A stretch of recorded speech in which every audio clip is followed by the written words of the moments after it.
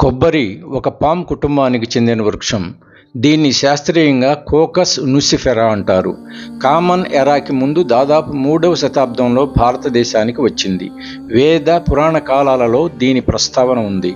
కొబ్బరికాయను టెంకాయ, నారికేళం అని కూడా అంటారు. ఇది ప్రపంచమంతా వ్యాపించి ఉంది. సెప్టెంబర్ 2 ప్రపంచ కొబ్బరి దినోత్సవం నిర్వహిస్తారు.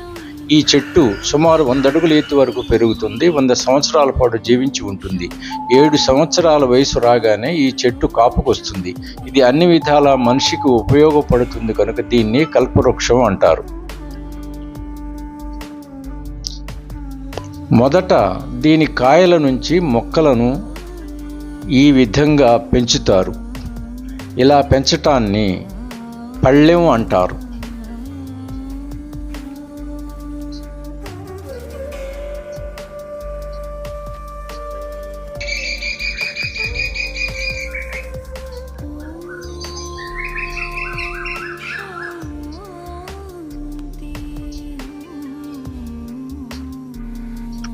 ఒక్కోసారి పెద్ద రాశిలో ఉన్న కాయల నుంచి కూడా మొలకలు వస్తాయి.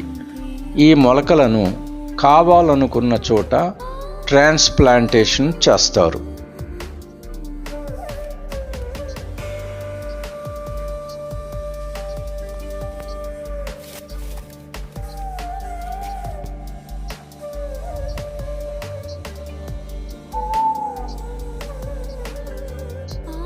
ఈ చెట్టు 7 సంవత్సరాల వరకు పెరిగి పెద్దదై పూత కాపుకొస్తుంది.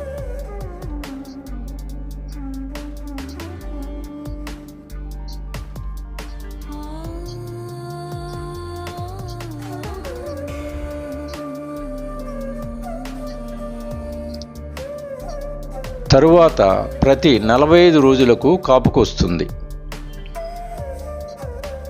కొబ్బరి చెట్టు 100 అడుగుల వరకు పెరుగుతుండటం వల్ల ప్రతి చెట్టు ఎక్కి మొదల దగ్గరికి వెళ్ళి కాయలు కోయడం తప్ప వేరే మార్గం లేదు.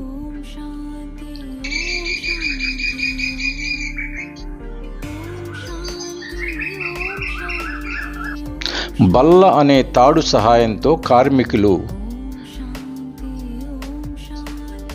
చెట్టు ఎక్కి ఎండిన కొమ్మల్ని కొట్టేసి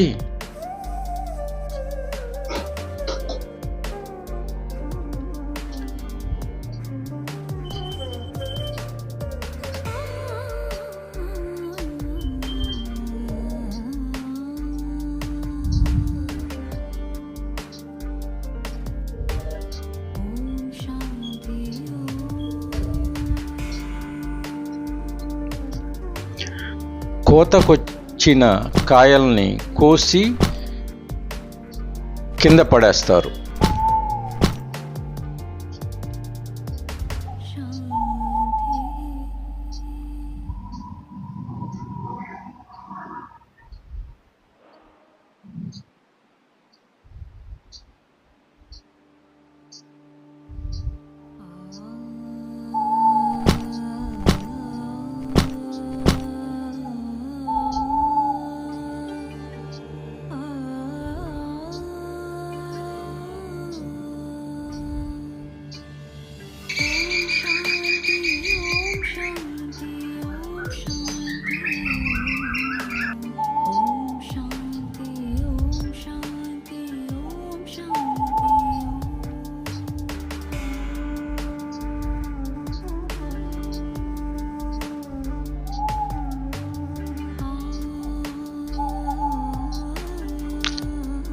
ఇంకొందరు కార్మికులు చెట్టు కింద పడ్డ కాయల్ని ఏరి అన్ని కాయల్ని ఒకచోట రాశిగా పోసి లెక్క పెడతారు.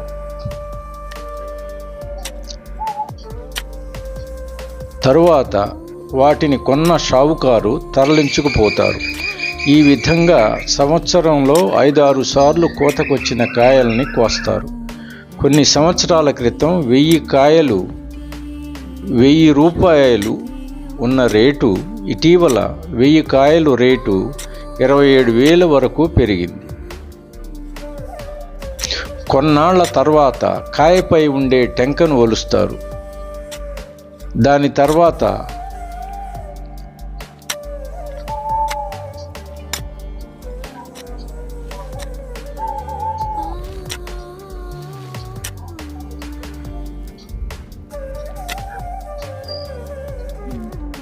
వేరే వాళ్ళు కాయపై ఉండే పీచును తీస్తారు.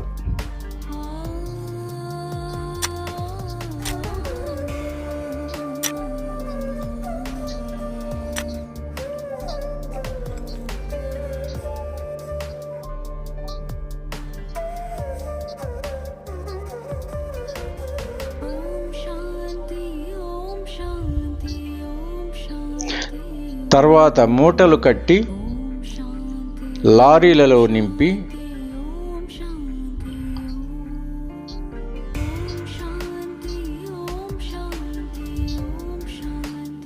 వివిధ ప్రాంతాలకు ఎగుమతి చేస్తారు. దిగుమతి చేసుకున్న కొబ్బరికాయలను ఆయా ప్రాంతాల వారు పూజా కార్యక్రమాలకు, వివాహాలకు, అనేక శుభకార్యాలకు ఉపయోగిస్తారు.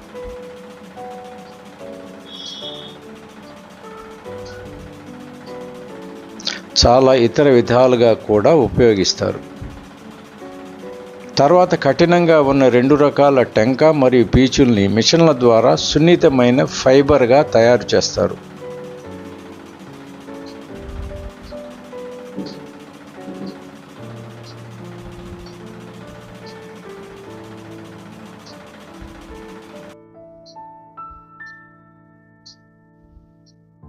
ఈ కాయిర్ పీచుని ఉపయోగించి అనేక రకాల వస్తువులను తయారు చేస్తారు.